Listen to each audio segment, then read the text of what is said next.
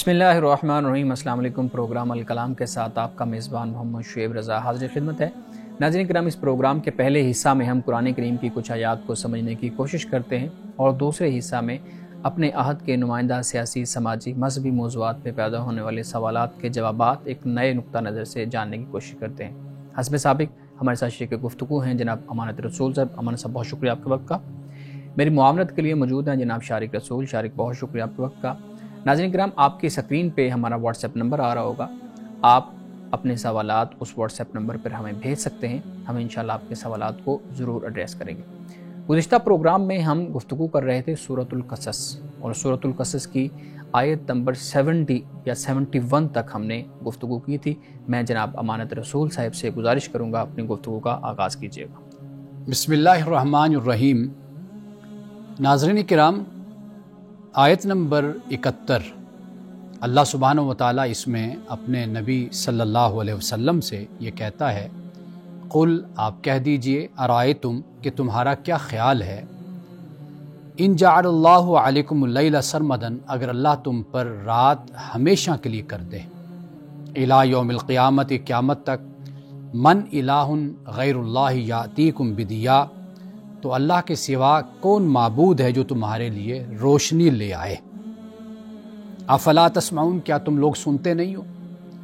یعنی اللہ سبحانہ و تعالیٰ یہ فرماتا ہے کہ اگر وہ اس دنیا میں ہمیشہ کے لیے رات کر دے، یعنی دن نہ رہے، ہمیشہ کے لیے رات ہو، یہ جو سرکل اور یہ جو نظام چل رہا ہے یہ نہ رہے باقی، اور صرف رات قیامت تک کے لیے ہو جائے، تو فرمایا کہ کوئی ہے اللہ کے سوا کہ جنہیں تم پوچھتے ہو، اپنا معبود مانتے ہو، تو کہ وہ روشنی کو لے آئے؟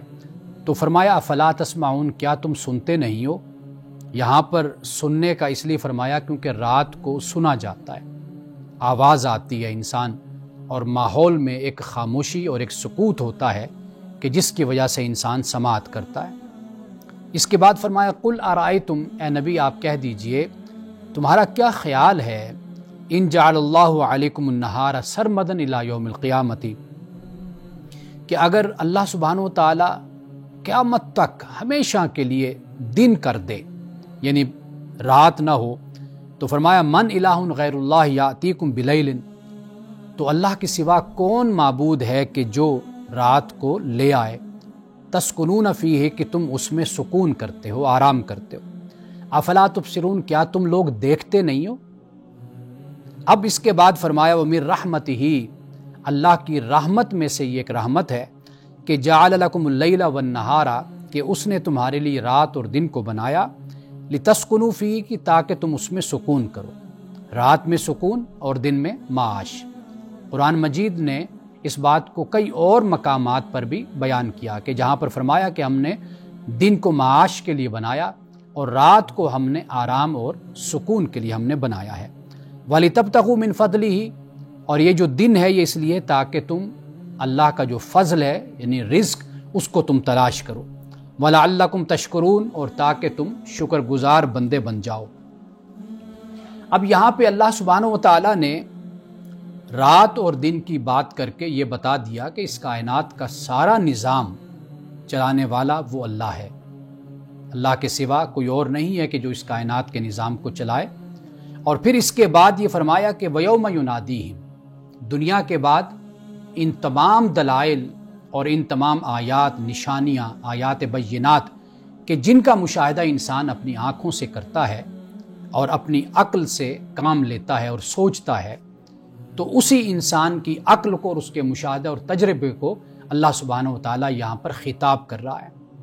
اب یہ سب کچھ اس کے سامنے ہو گیا، یعنی قرآن میں جو کچھ بھی اللہ اس کائنات کے بارے میں، موسموں کے بارے میں، آسمان اور زمین کے بارے میں، ستاروں کے بارے میں، پہاڑوں کے بارے میں، اسی طرح سمندر اور دریاؤں کے بارے میں جو ذکر کرتا ہے، اور پھر سمندروں میں جو خزانے پوشیدہ ہیں جن کو انسان دریافت کرتا ہے ان کا بھی ذکر قرآن پاک کرتا ہے، تو قرآن مجید میں جو کچھ بیان کیا گیا من و ان، بالکل ایسے ہی جو قرآن میں بیان ہے وہی کچھ اس کائنات میں اور اس دنیا میں بھی موجود ہے۔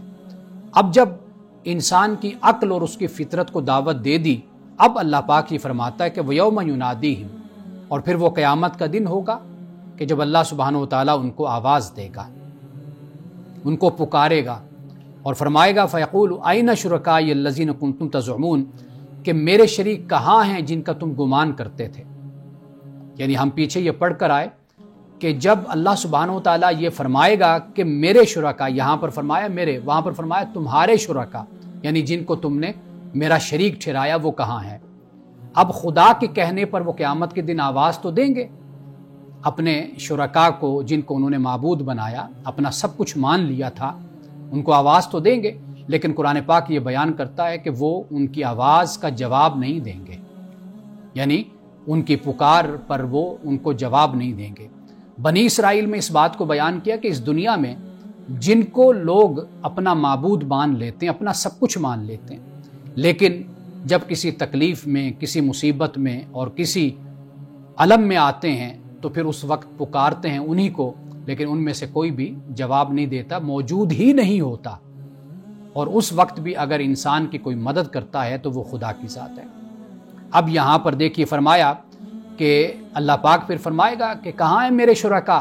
یہ ایک ایسا انداز ہے کہ جو متوجہ کرنے والا ہے کہ بھئی تم میرا شریک ٹھہراتے تھے نا، اب ان کو بلاؤ کدھر ہے وہ، لیکن جواب نہیں آئے گا۔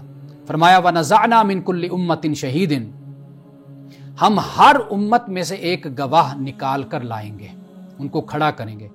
فَقُلْنَا هَاتُوا بُرْهَانَكُمْ، تو ہم کہیں گے کہ لاؤ اپنی دلیل، یعنی جو پیغمبر ہوگا جس نے دین لوگوں تک پہنچا دیا، اللہ کے پیغام کو پہنچا دیا، کہ جیسے رسول اللہ صلی اللہ علیہ وسلم نے صحابہ سے فرمایا کہ کیا میں نے اللہ کا دین آپ لوگوں تک پہنچا دیا؟ تو سب نے کہا کہ جی بالکل آپ نے اللہ کا دین ہم تک پہنچا دیا۔ پھر اس کے بعد اللہ کو گواہ بنا کر کہا، اللہ تو گواہ ہو جا کہ جو ذمہ داری تو نے میرے سپرد کی تھی، میں نے اپنی وہ ذمہ داری حسن خوبی ادا کر دی ہے۔ اب اللہ سبحانہ و تعالیٰ ہر امت سے گواہوں کو کھڑا کرے گا، اور فرمایا کہ پھر ہم یہ کہیں گے کہ لاؤ اپنی برہان کو، یعنی برہان سے مراد یہ کہ اب اپنی صفائی میں کوئی پیش کرنا چاہتے ہو تو پیش کرو، کوئی حجت، کوئی دلیل، کوئی وجہ، کوئی سبب۔ تو فرمایا فَعَلِمُوا أَنَّ الْحَقَّ لِلَّهِ، تو انہوں نے پھر جان لیں گے وہ لوگ کہ بے شک حق اللہ کے لیے، یعنی جو دنیا میں اللہ نے جو فرمایا تھا وہ حق ہے، وہ سچ ہے، اور آخرت میں اس کا علم ان کو ہو جائے گا۔ وَضَلَّ عَنْهُمْ مَا كَانُوا يَفْتَرُونَ، اور فرمایا کہ ان سے وہ باتیں گم ہو جائیں گی جو وہ گھڑتے تھے۔ دنیا میں بڑا کچھ گھڑتے تھے، بتوں کے حوالے سے، رسوم و رواج کے حوالے سے، نظریات کے حوالے سے، بہت کچھ انسانی تخلیق ہے۔ انسان جس طرف چلنا چاہے وہ دلائل کے اور حجتوں کے وہ انبار لگا لیتا ہے، لیکن آخرت کا معاملہ پھر یہ ہوگا کہ دنیا میں سارے جو بھی افطراء اور جھوٹ جو اس نے باندھے ہوں گے، جو گھڑا ہوگا، قیامت کے دن ان میں سے کچھ بھی اس کے پاس نہیں رہے گا۔ اب اس کے بعد پھر ذکر ہوتا ہے قارون کا، تو انشاءاللہ کل ہم اس حوالے سے گفتگو کریں گے۔ ناظرین کرام، یہاں وقت ہوا چاہتا ہے ایک بریک کا، ہمارے ساتھ رہیے۔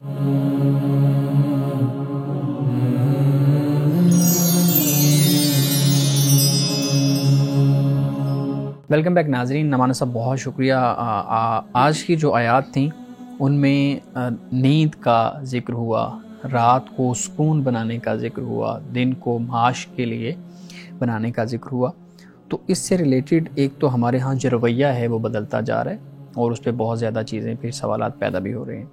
ایک سوال میرے سامنے یہ آیا کہ جو نیند ہے اس کے بارے میں رسول اللہ صلی اللہ علیہ وآلہ وسلم کی ایک حدیث مبارکہ ہے کہ النوم اخو الموت، کہ جو نیند ہے وہ موت کی بہن ہے یا بھائی ہے نا، اس طرح اسی قبیل سے ہے۔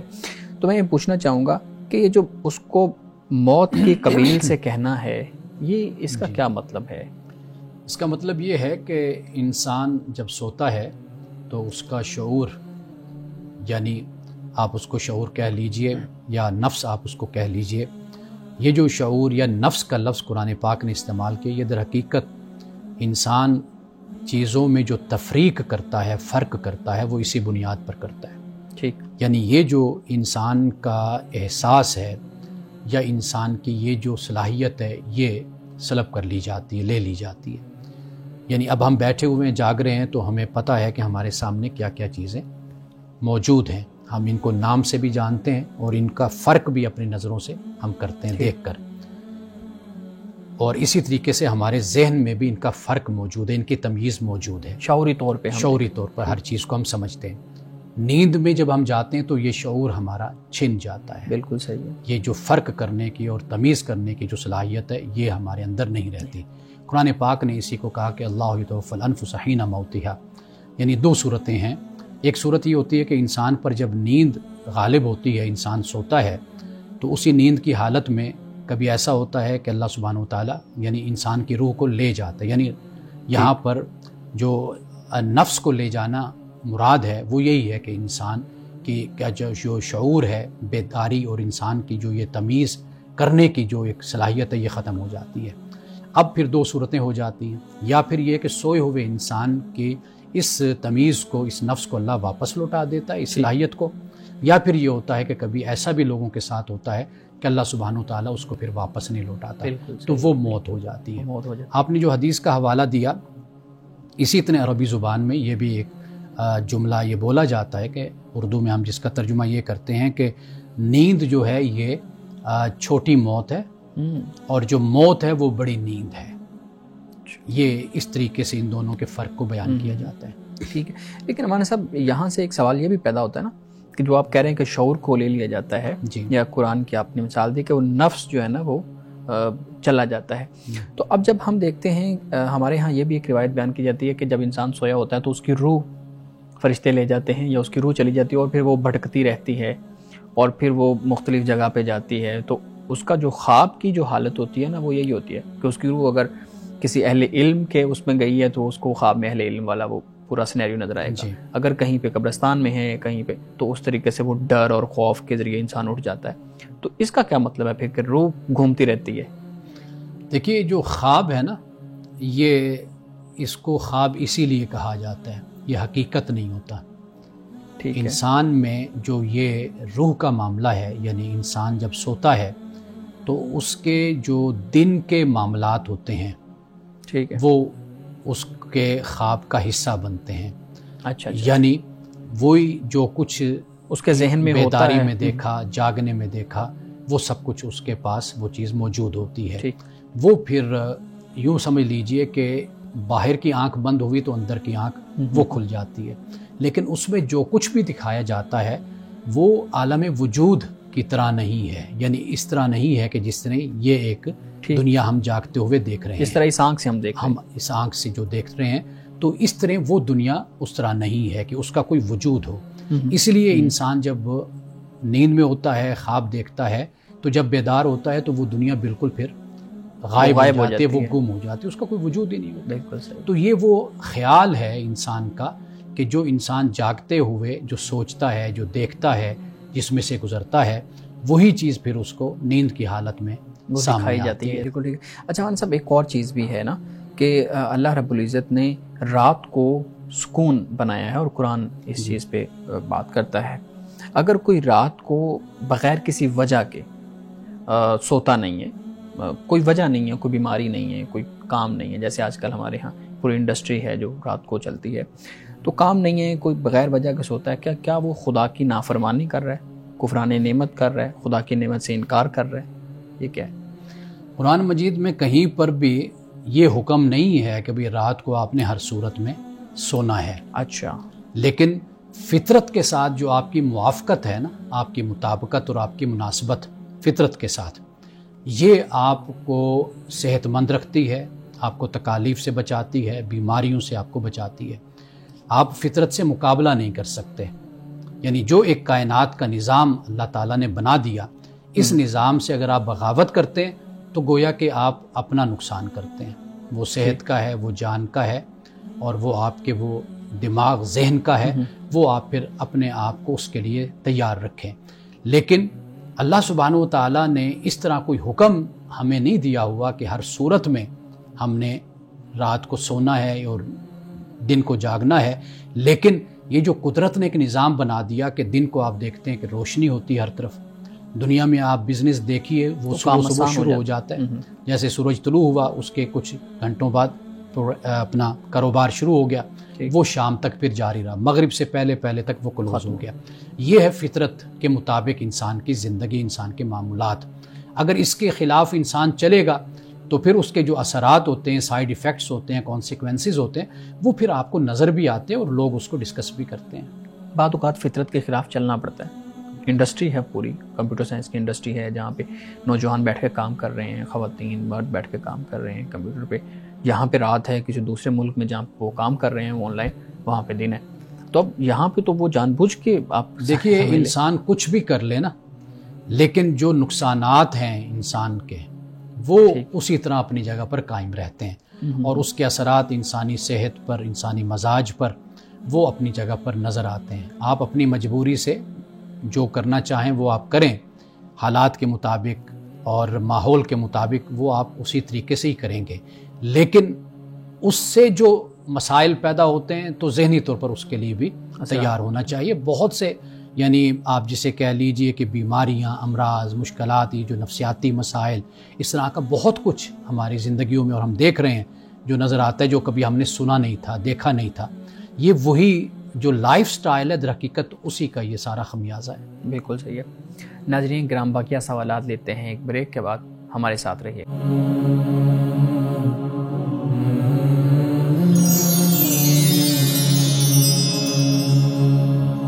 ویلکم بیک ناظرین۔ امان صاحب، نیند پہ گفتگو چل رہی تھی، رات کا سکون ہونا۔ اچھا، ایک چیز جو بہت امپورٹنٹ ہے، ہم دیکھتے ہیں کہ یہ جو نیند ہے یہ صرف اس دنیا کی پروڈکٹ ہے، یا اس سے پہلے جب ہمارے یہاں بیان کیا جاتا ہے حضرت آدم علیہ السلام جنت میں تھے، حضرت حوا جنت میں تھی، تو وہاں پہ بھی ان کو نیند آتی تھی یا نہیں آتی تھی؟ اس بارے میں بتائیے گا۔ اور دوسرا یہ ہے کہ اگر نیند اس دنیا کی پروڈکٹ ہے تو پھر آخرت یا جنت جس کو راحت یا سکون کہا گیا ہے، اس میں پھر نیند کیوں آئے گی یا اس کا تصور کیوں ہوگا؟ دیکھیے، پہلی بات تو یہ ہے کہ حضرت آدم و حوا کے حوالے سے تو ہمیں کوئی ایسی بات نہیں ملتی کہ نیند تھی یا نہیں تھی۔ قرآن مجید نے کوئی اس کا ذکر نہیں کیا۔ بات اتنی ہے کہ انسان کی اول دن سے یہ ضرورت ہے نیند کا آنا۔ جب سے یہ دنیا بنی، انسان وجود میں آیا، تو انسان کی یہ ایک فطری مجبوری آپ کہہ لیجئے، یا ایک فطری جسے ہم ایک لفظ بولتے ہیں تقاضا کہہ لیجئے، یہ انسان کا اپنا شروع سے موجود رہا ہے۔ صحیح کہ انسان سوتا ہے، آرام کرتا ہے، پھر وہ فریش ہو کر، ریلیکس ہو کر، پھر اس کے بعد وہ اپنے کاموں میں شریک ہوتا ہے، اپنے کاموں میں مصروف ہوتا ہے۔ تو لہٰذا یہ ایک بات جو ہے قرآن مجید نے تو اس پر کوئی نہیں بات کہی۔ ہمارے ہاں روایات اور مفسرین کرام ان باتوں کو ڈسکس کرتے رہتے ہیں، لیکن قرآن نے اس کے حوالے سے کوئی ذکر نہیں کیا۔ بالکل ٹھیک ہے۔ دوسرا حصہ آپ کے سوال، دوسرا حصہ یہ تھا کہ اگر جنت راحت ہے، سکون ہے، سکون کی جگہ ہے، تو وہاں پہ پھر نیند کا وجود کیوں ہوگا؟ دیکھیے، جنت میں ہر وہ چیز ہوگی جو انسان کی راحت اور سکون کا باعث بنے گی۔ یعنی انسان کے لیے اللہ تعالیٰ نے وہاں پر نعمتوں کا انتظام کیا، اللہ سبحانہ و تعالیٰ نے وہاں پر مرد اور عورت کا ملاپ ہے اس کا وہاں پر انتظام کیا۔ تیسرا یہ کہ یہ جو نیند ہے یہ خود بھی اللہ سبحانہ و تعالیٰ کی بہت بڑی نعمت ہے، یہ وہاں پر اللہ تعالیٰ بندوں کو عطا کرے گا۔ اب دیکھیے نا کہ دنیا میں ہم ہیں، وہ شخص کے جو نہیں سو پاتا، ٹھیک ہے، اگر آپ اس کا مطالعہ کریں تو 3 دن تک انسان اگر نہیں سوتا تو 3 دن کے بعد جو انسان کی حالت ہوتی ہے کہ وہ اپنے کام پر توجہ نہیں کر سکتا اور صحیح طریقے سے پرفارم نہیں کر سکتا۔ تو انسان کی اتنی برداشت ہے، تو اس کو مد نظر رکھ کر اگر آپ دیکھیں تو یہ بھی جنت میں جنتیوں کے لیے ایک بہت بڑی نعمت راحت اور سکون کی ہوگی۔ یہ بھی بالکل ٹھیک۔ مولانا صاحب، ہمارے ناظرین کی طرف سے بھی کچھ سوالات ہیں۔ سوال یہ ہے کہ حضرت یعقوب علیہ السلام کی 2 بیویاں تھیں، ٹھیک ہے، ان کا نام ہم نے ذکر بھی کیا تھا اپنے ایک پروگرام میں۔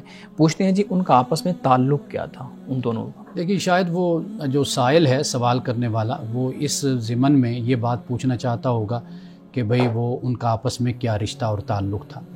وہ آپس میں دونوں بہنیں تھیں، ٹھیک، جو نام اپنے بیان کیے ہیں، یہ تورات میں ہمیں اسی طریقے سے ہمیں ملتا ہے کہ ان دونوں بہنیں تھیں اور یہ حضرت یعقوب علیہ السلام کے دونوں نکاح میں تھیں۔ ٹھیک ہے، ٹھیک ہے۔ اب معاملہ آگے یہ ہے کہ کسی پیغمبر کو جو دین اور شریعت دیا گیا اس میں کبھی کسی چیز کی ممانعت ہوتی ہے، کبھی کسی چیز کی اجازت ہوتی ہے۔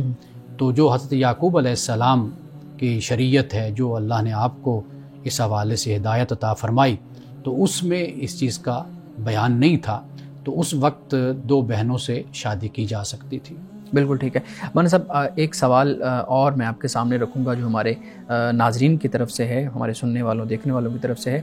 اسلام میں ختم دلانے کا کیا حکم ہے؟ میرے خیال میں وہ یہاں پہ اس ختم کی بات کر رہے ہیں جو ہمارے ہاں ایک مروجہ طریقہ ہے۔ جی دیکھیے، قرآن مجید کا پڑھنا یہ ایک بہت اچھا عمل ہے جی، اور یہ جو تصور ہے کہ 10 پارے پڑھ لیے، ایک قرآن پڑھ لیا، 10 قرآن پڑھ لیے اور یہ ہم کسی کو بخش رہے ہیں، تو اس کا تو کوئی تصور نہیں ہے۔ اصل جو بات ہے وہ یہ ہے کہ آپ نے قرآن پاک پڑھا، آپ ایک نیک عمل کر کے، جیسے احادیث میں آتا ہے کہ آپ اگر دعا کرتے ہیں تو اس سے پہلے صدقہ کر دیں، نفل پڑھ لیں، پھر اللہ تعالیٰ سے دعا کریں کہ اللہ میں نے صدقہ کیا، انفاق کیا، یہ میں نے اچھا ایک عمل کیا، تو یہ تیری بارگاہ میں پیش کرتا ہوں اپنا یہ نیک عمل، اور یہ میں جو مرحوم ہے، مرنے والا ہے، اس کے لیے میں دعا کرتا ہوں، اے اللہ اس کی بخشش و مغفرت فرما۔ اس کا تو ایک تصور ہے، یعنی سال ثواب کا تو تصور ہے، یعنی یہ تصور موجود ہے ٹھیک، کہ اس طریقے سے مثال کے طور پر ہم نماز پڑھتے ہیں، نماز کے بعد دعا کرتے ہیں، ایک اچھا عمل کیا تو ہم نے دعا کر دی اللہ کی بارگاہ میں۔ اب جب ہم دعا کرتے ہیں، آپ دیکھیے کہ ہم نماز میں بھی سورت اپنا حضرت ابراہیم علیہ السلام کی دعا اکثر طور پر پڑھتے ہیں، ربی جعلنی مقیم الصلاۃ ومن ذریتی، اب آپ اس میں دیکھ لیجئے وتقبل دعا ربنا اغفر لی ولوالدی کا بھی ذکر ہے۔ تو گویا کہ یہ جو دعا ہے یہ تو آپ ہر کسی کے لیے کر سکتے ہیں، والدین ہوں، کوئی اجنبی ہوں، کوئی رشتہ دار ہوں، کسی بھی کے لیے، استاد کے لیے دعا ہو سکتی ہے، لیکن یہ جو ایک مروجہ طریقہ ہے اس کا کوئی ثبوت اور کوئی دلیل اس حوالے سے نہیں ہے۔ لیکن اگر اس مروجہ طریقے میں کوئی غلطی یا کوئی برائی نہیں ہے تو پھر اس کو کیوں کہا جاتا ہے کہ اس سے منع کیا جاتا ہے یا اس کی جواز؟ لیکن میں وہی عرض کر رہا ہوں نا کہ ایک تو اس چیز کا تعلق آپ کے کلچر سے ہو جاتا ہے، یعنی مثال کے طور پر آپ دیکھیے کہ جب کوئی وفات پا گیا اور کوئی تعزیت کے لیے آیا تو ایک وقت اس لیے مقرر کر دیا گیا کہ بھئی یہ وقت ہے تاکہ رشتہ داروں اور دوستوں کے ذہن میں ہو کہ بھئی اس وقت میں سارے آ جائیں، تعزیت بھی ہو جائے۔ اچھا، پھر جب تعزیت کے لیے آنا ہے، 5 10 50 لوگ بیٹھے ہوئے ہیں، اب وہ بیٹھ کے کیا کریں؟ بھئی چلو قرآن مجید کی آپ بالکل تلاوت کر لو، کوئی ذکر کر لو، اللہ کا نام پڑھ لو۔ وہ ان کو اس کام پر مصروف کر دیا، انہوں نے وہ پڑھ لیا۔ اب اس کے بعد جو انہوں نے وہ اچھا کام کیا اس کی دعا کر دی اللہ کی بارگاہ میں کہ بھئی اے اللہ یہ جو ہم نے اچھا کام کیا ہے، قرآن کی تلاوت کی ہے، ہم اس اچھے کام تیری بارگاہ میں پیش کر رہے ہیں، اس کے بدلے میں یہ دعا کرتے ہیں اللہ مرحوم کی مغفرت فرما۔ یہ تصور موجود ہے، لیکن یہ جو ہمارے ہاں ہے کہ بھئی 10 قرآن، اب 100 قرآن، اب 50 قرآن، یہ جی سال ثواب ہو رہا ہے اور یہ فلاں کے ملک ہو رہا ہے، پھر وہ آگے دعا کر رہا ہے، تو اس طرح کا کوئی تصور ہمیں حدیث میں نہیں ملتا۔ بالکل ٹھیک ہے، بہت شکریہ مان صاحب۔ شارق آپ کے پاس بھی کچھ سوالات ہوں گے، پلیز امان صاحب۔ بہت شکریہ۔ ہمارے ہاں یہ اکثر دیکھا جاتا ہے کہ جو لوگ ہیں وہ اپنی استطاعت سے بڑھ کر دعوتوں کا اہتمام کرتے ہیں، اور اس کے لیے وہ کافی یعنی کہ اخراجات اٹھاتے ہیں اور میزن کرتے ہیں اپنی جو میزیں ہیں کھانوں سے، مختلف انواع اقسام کی ڈشز سے۔ تو یہ جو رویہ ہے کیا یہ درست ہے؟ کیا اسلام اس کی اجازت دیتا ہے؟ اور دوسرا پہلو اس سوال کا یہ ہے کہ جب ہمارے ہاں یہ اہتمام کیے جاتے ہیں تو اس کا مقصد اکثر طور پر اپنی شان و شوکت کا اظہار کرنا، اپنے معاشرے میں مقام کا اظہار کرنا ہوتا ہے، تو کیا یہ رویہ تکبر میں شمار ہوتا ہے؟ اور اس میں یہ بھی چیز ایڈ کر لیں کہ کیا یہ فضول خرچی میں بھی ایڈ ہوگا یا نہیں ہوگا؟ اچھا، پہلی بات جو آپ نے کہا نا کہ استطاعت سے بڑھ کر، جی، یہ ہمارا ایک معاشرتی سماجی رویہ ہے جی، کہ ہماری ناک کا مسئلہ بن جاتا ہے۔ یعنی ہمارے ایک دوست ہیں، ان کے حالات اچھے نہیں تھے تو والد صاحب فوت ہوئے تو انہوں نے بہت پیسہ خرچ کیا۔ اچھا، تو میں نے ان سے یہ کہا کہ بھئی آپ نے اتنی دولت اور اتنا پیسہ آپ نے خرچ کر دیا، جب آپ کے حالات اچھے نہیں تو نہ خرچ کریں، جی، ہلکا سا مناسب سا آپ کوئی ختم کروا دیں۔ وہ کہنے لگے یہ کیا ہماری ناک کٹ جائے گی معاشرے میں اور خاندان میں کہ بھئی یہ اتنا بھی نہیں کر سکتے اپنے باپ کے لیے۔ اصل بات استطاعت کے بجائے اگر یہ چیز دیکھی جائے نا کہ بھئی ہم جتنی بھی حیثیت رکھتے ہیں ہم اس کے مطابق وہ کر لیں، اپنی استطاعت سے بڑھ کر ہم نہ کریں۔ جب استطاعت سے بڑھتے ہیں تو واضح بات ہے کہ اس میں پھر وہ خود نمائی آ جاتی ہے اور پھر اس میں نمائش آ جاتی ہے، یہ سب کچھ پھر فضول خرچی بھی اسی چیز کا نام بن جاتی ہے۔ جہاں تک آپ کے دوسرے سوال حصے کا تعلق ہے، دیکھیے جس کی جو استطاعت ہے، جو ہمت ہے، جو حیثیت ہے، تو وہ اس کے مطابق ارینج کرتا ہے۔ جیسے کوئی عشائیہ دیتا ہے، ڈنر کا کوئی لنچ ہوتا ہے ارینج کرتا ہے، کوئی بریک فاسٹ کا کرتا ہے، تو واضح بات ہے کہ جو بھی کرے گا اس کے پاس آنے والے جو لوگ ہوتے ہیں وہ بھی اسی حیثیت کے اور اسی درجے کے لوگ ہوتے ہیں، وہ اسی کے مطابق پھر ارینج بھی کرتا ہے. تو یہ ارینج کرنا یہ بھی ایک کلچر ہوتا ہے. اور ہماری جو سب سے بڑی پرابلم ہے نا وہ یہ ہے کہ ہم نے اپنے کلچر کو، اپنی ثقافت کو مذہب کے مخالف لا کر کھڑا کر دیا، ٹکراؤ میں ہم نے کھڑا کر دیا. اور اگر کوئی چیزیں ہم نے قبول بھی کی ہیں تو وہ بھی ہم نے اس طرح قبول کی ہیں کہ اس میں پھر وہ جو کلچر ہے، وہ جو ہماری ثقافت ہے، طرز ہے، وہ ہماری دفن ہو جاتی ہے، وہ مردہ ہو جاتی ہے. تو یہ ایک بڑا مسئلہ ہے ہمارے ساتھ. اس لیے اگر کوئی اچھی دعوت کا اہتمام کرتا ہے، جس کے پاس وسائل ہیں، تو اس میں کوئی حرج نہیں ہے. لیکن وہ جو آپ تکبر کی بات کر رہے ہیں، تکبر ایک علیحدہ پھر رویہ ہو جاتا ہے کہ جس میں انسان اللہ کی مخلوق کو حقیر اور کمتر خیال کرتا ہے. ہم نے دیکھا ہے کہ بہت بڑے بڑے لوگ ہوتے ہیں، بڑے عہدوں پر ہوتے ہیں، لیکن لوگوں کے ساتھ بہت اچھا ان کا معاملہ اور ان کا رویہ ہوتا ہے. اور اسی طریقے سے تکبر کی دوسری علامت ہوتی ہے کہ خدا کے حکم کے مقابلے میں کھڑا ہو جانا یا اس سے ٹکرانا، تو اس کو بھی تکبر میں شمار کیا. یہ دو وجہ ہیں. باقی اگر یہ دو وجہ نہیں ہیں تو کوئی جتنا بھی اہتمام کرتا ہے تو وہ کرے، وہ اپنی کلاس اور اپنے سٹیٹس کے مطابق پھر اس کا انتظام کرتا ہے. ٹھیک ہے. آپ نے ابھی کلچر کا ذکر کیا تو اس حوالے سے میں ایک اور سوال کرنا چاہوں گا کہ ہمارے ہاں جو صاف صفائی کا عمل ہے، چاہے کھانے کے آداب ہیں، وہ جو ہیں ویسٹرن کلچر سے کافی مختلف ہیں. لیکن ہم دیکھتے ہیں کہ جو ویسٹرن کلچر ہے، جو مغربی تہذیب ہے، ان کے ہاں صاف صفائی کا کافی دھیان رکھا جاتا ہے. لیکن جو ہمارے ہاں صاف صفائی کی بات تو کی جاتی ہے، ہم مسلمان ہونے کا دعویٰ کرتے ہیں، یہ کہتے ہیں کہ اسلام میں صفائی نصف ایمان ہے، لیکن ہم صفائی کا بہت کم دھیان رکھتے ہیں. تو میں یہ جاننا چاہتا ہوں کیا ہم مغربی تہذیب کے کچھ جو اچھے عناصر ہیں صاف صفائی کے خیال رکھنے کے حوالے سے، کیا ان کو اپنے معاشرے میں انکارپوریٹ کر سکتے ہیں؟ کیا اسلام کے ساتھ کلیش تو نہیں؟ دیکھیے، جو ٹیبل پہ بیٹھ کے کھانا چاہتا ہے وہ ٹیبل پہ بیٹھ کے کھا لے. ٹھیک. جو دسترخوان پہ بیٹھ کے کھانا چاہتا ہے وہ دسترخوان پر بیٹھ کر کھائے. جی. اس پر کوئی پابندی نہیں ہے. آپ اپنے دسترخوان پر وہ نعمتیں لگا لیں جو عرب کی ہیں، آپ وہ نعمتیں لگا لیں جو یورپ کی ہیں، کوئی اس میں فرق نہیں ہے.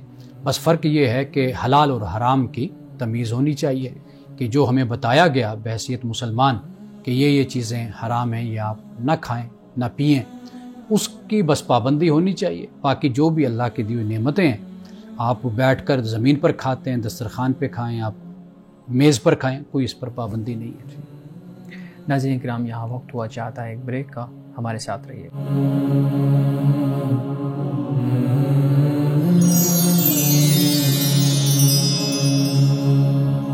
ویلکم بیک ناظرین. جی شارق، آپ سوال کر رہے تھے. جی بہت شکریہ. ہمارے ہاں جو لوگ ہیں وہ کھاتے ہوئے اکثر دیکھا جاتا ہے کہ آداب کا خیال نہیں کرتے. شادی بیاہ کی تقریبات ہوتی ہیں، وہاں پر رش ہوتے ہیں، افراتفری مچا دیتے ہیں، اور کھاتے ہوئے بھی کافی یعنی کہ وہ تمیز کا خیال نہیں کرتے. اس کی ایک وجہ یہ بھی ہے، کئی لوگ ہوتے ہیں ہمارے معاشرے کے جو سو کالڈ پڑھے لکھے لوگ ہیں، وہ کہتے ہیں کہ یہ جہالت ہے اور جہالت کا رویہ ہے. لیکن ایک پہلو یہ بھی ہے کہ وہ غریب ہوتے ہیں اور ان کا یعنی کہ جو تربیت ہوتی ہے وہ نہیں اس طرح سے ہوئی ہوتی، کیونکہ ان کے معاشی جو ان کی بساط ہے وہ اس کی اجازت نہیں دیتی. تو یہ جو رویہ ہے، کیا یہ جہالت میں شمار ہوگا کہ وہ جو آداب کا خیال نہیں کر رہے، یا پھر ہم ان کا جو معاشی بیک گراؤنڈ ہے اس کے حوالے سے اس کو سمجھتے ہوئے ان کو اس کی معافی دی جا سکتی ہے؟ دیکھیے، پہلی بات تو یہ ہے کہ یہ جو معاملات ہوتے ہیں ان میں انسان کی جو تربیت ہے وہ بڑی اہم ہوتی ہے. جی. اجتماعی حوالوں سے آپ نے دیکھا ہوگا کہ شادیوں پر ہی بہت سے لوگ ایسے ہوتے ہیں کہ جو بھوکے رہ جاتے ہیں. یعنی وہ اس طریقے سے ہلڑ بازی اور اس طریقے سے گتھم گتھا جو لوگ ہوتے ہیں وہ ان کا وہ رویہ نہیں ہوتا. وہ شرمی آپ اس کو کہہ لیجئے، آداب کہہ لیجئے، جو بھی آپ کہیے، وہ اس کی اجازت جو ان کی تربیت ہوتی ہے وہ نہیں دیتی کہ بھئی آپ جا کر اس طریقے سے اس میں شریک ہو جائیں. تو وہ علیحدہ بیٹھے ہوتے ہیں. اصل جو معاملہ ہے وہ یہی ہے کہ آپ کو اپنے گھر سے، اپنے ادارے سے، اب آپ جاپان جائیے نا، جاپان میں چھوٹے بچے بھی سڑک کراس کریں گے نا، کر رہے ہوتے ہیں. تو ایک تو یہ کہ ان کو جاپان میں بچوں کو ان کے والدین نہیں اسکول چھوڑنے جاتے. جب وہ تھوڑے سے بڑے ہو جاتے ہیں، 4-5 سال کے، تو وہ خود ہی اسکول جاتے ہیں. اب جب وہ کھڑے ہوتے ہیں اشارے پر کہیے یا زیبرا کراسنگ پہ گاڑیاں رک جاتی ہیں، وہ جاتے ہیں تو وہ ایسے کر کے جھک کر گاڑی والے کو، ڈرائیور کو سلام کر کے، آداب کر کے آگے چلے جاتے ہیں. تو کچھ چیزیں ایسی ہوتی ہیں جو گھر سے، کچھ تعلیمی اداروں سے. ہمارے ہاں بدقسمتی یہ ہے کہ کہیں پر بھی اس طرح کی ٹریننگ اور اس طرح کی تربیت نہیں دی جاتی. پھر اس کا اظہار آپ شادیوں میں دیکھتے ہیں. آپ ڈاکٹرز کو دیکھ لیں، آپ لائرز کو دیکھ لیں، آپ انجینئرز کو دیکھ لیں. جب بھی ان کے کانووکیشن ہوتے ہیں، کوئی فنکشن ہوتے ہیں، آپ دیکھیے وہاں پر وہی آپ کو نظر آئے گا. اس کی وجہ کیا ہے؟ اس کی وجہ یہی ہے کہ جو پہلے دن سے ایک تربیت ہوتی ہے گھر میں. جیسے ہم تھے تو ہمیں بچپن میں عادت تھی کہ ابا جی نے آنا تو ہم نے فوراً سلام کرنا، بلکہ ہم سارے مل کر بہن بھائی ایک ہی طرز میں، ایک ہی آواز میں سلام، جسے کورس کہتے ہیں انگلش میں، تو اس طرز پہ ہم سارے مل کر سلام کرتے تھے. تو ہمیں والد صاحب کی طرف سے ہمیں جواب دیا جاتا تھا. تو بچپن سے ہی ایک جو تربیت کا انداز ہوتا ہے نا، کھانے پینے، بیٹھنے، بولنے، گفتگو، سلام، دعا، بڑا چھوٹا، یہ سارا کچھ ہمیں سکھایا جائے. اب جب ہم اسکول میں جاتے ہیں، آپ دیکھیں وہاں پر کیا طریقہ ہوتا ہے. وہی استاد کی جس نے ہماری تربیت کرنی ہے وہ ہمیں گالیاں بھی دے رہا ہوتا ہے اور ہمیں برے طریقے سے پیٹ بھی رہا ہوتا ہے، مار بھی رہا ہوتا ہے. اور یہ ہم نے ماریں کھائی ہیں اپنے اسکول لائف میں. مطلب کہنے کا یہ کہ یہ وہ چیزیں ہیں جن کی طرف آپ اشارہ کر رہے ہیں نا. اصل یہ وہ ہے جو بنیاد سے ہی اگر یہ سمجھائی جائیں، سکھائی جائیں، بتائی جائیں تو تب ہی بڑے ہو کر اور اس عمر میں پہنچ کر پھر ہماری عادتیں جو ان سی وہ اچھی عادتیں پھر پختہ ہو جاتی ہیں. اچھا عوان صاحب، یہاں پہ ایک چیز میں آپ اس میں ایڈ کرنا چاہوں گا. ہمارے ہاں ٹریننگ تو بہت سی چیزوں کی دی جاتی ہے. آپ نے بولنا کیسے ہے، آپ نے دوسرے کے ساتھ جھکنا کیسے ہے، ملنا کیسے ہے. میں نے دیکھا ہے کہ ہمارے ہاں دو چیزیں جہاں پہ طہارت اور پاکیزگی بہت زیادہ ہمیں جس کا خیال کرنا چاہیے، اور اسلام نے بھی اس کی طرف توجہ دلائی ہے، کھانے پینے میں اور اپنے جو آپ کہہ لیں کہ واش روم جانے کے آداب ہیں یا ان چیزوں کا معاملہ ہے. ان دونوں جگہوں پہ ہمارے ہاں نہ والدین بات کرتے ہیں اور نہ ہی کوئی استاد بات کرتا ہے کہ آپ نے واش روم کیسے استعمال کرنا ہے، آپ نے جب 10 لوگوں کے اندر بیٹھ کے کھانا ہے تو آپ نے کیسے کھانا ہے. دیکھیے، آپ نے جو شروع میں ایک لفظ بولا نا کہ تربیت سکھائی، اصل بات یہ کہ تربیت دکھائی جاتی ہے. ٹھیک، یعنی مثال کے طور پر میں اگر مثال ہوں اپنی اولاد کے سامنے ہوں یا استاد ہوں اپنے شاگردوں کے سامنے ہوں، تو میرا اٹھنا بیٹھنا، میری بول چال، میری گفتگو، میرے معاملات اپنے بچوں کے ساتھ، اپنے شاگردوں کے ساتھ، در حقیقت یہ شاگردوں کی اور بچوں کی تربیت کرتے ہیں.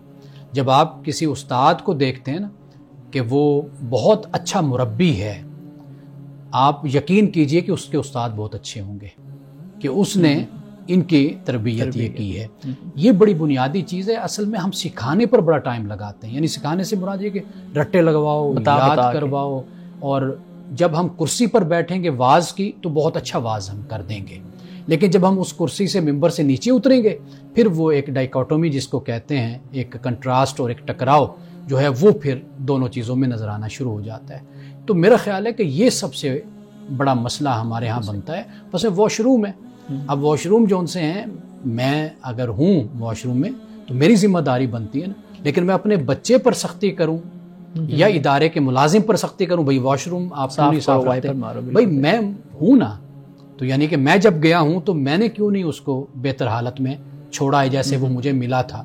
تو یہ کچھ ہماری نفسیاتی جو مسئلے ہیں ان کے ساتھ بھی اس کا بڑا گہرا تعلق بن جاتا ہے. اس موقع پر مجھے آپ صلی اللہ علیہ وسلم کی حدیث یاد آ رہی، اور اس حوالے سے میں پوچھنا چاہوں گا کہ جب آپ صلی اللہ علیہ وسلم نے جو فرمایا کہ پیٹ بھر کر نہیں کھانا چاہیے، تو اس کا کیا پس منظر ہے؟ یعنی کہ اخلاقی لحاظ سے یہ بات فرمائی گئی یا پھر اس کا کوئی ہیلتھ ریلیٹڈ اس میں بات بتانی چاہیے آپ صلی اللہ علیہ وسلم؟ دیکھیے، رسول اللہ صلی اللہ علیہ وسلم کا جو طریقہ تھا، آپ نے درست کہا آپ نے کہ کم، آپ نے فرمایا کہ بھوک چھوڑ کر تم کھانا کھاؤ، روک دو کھانے کو. اس سے کیا ہوتا ہے؟ اس سے آپ خود ہی اپنی طبیعت میں محسوس کر سکتے ہیں کہ آپ کو ہوتا کیا ہے. آپ جب پیٹ بھر لیتے ہیں اس سے کیا ہوتا ہے، اور آپ کم کھاتے ہیں تو اس سے کیا ہوتا ہے. وہ خود انسان کی طبیعت میں جو بوجھل پن ہے اور انسان پر جو ایک سستی، کاہلی، نکما پن انسان پر طاری ہو جاتا ہے. آپ کم کھائیں گے، پھر آپ دیکھیے کہ آپ کی جو ایفیشینسی ہے اور آپ کی جو کارکردگی ہے وہ کتنی بہتر ہو جاتی ہے. تو یہ اس پس منظر میں ہمارے بزرگ فرمایا کرتے تھے. افغانستان کے ایک بہت بڑے عالم دین تھے، تو ان سے ملاقات ہوئی تو وہ کہنے لگے کہ ایک حصہ نور کے لیے چھوڑ دیا کرو.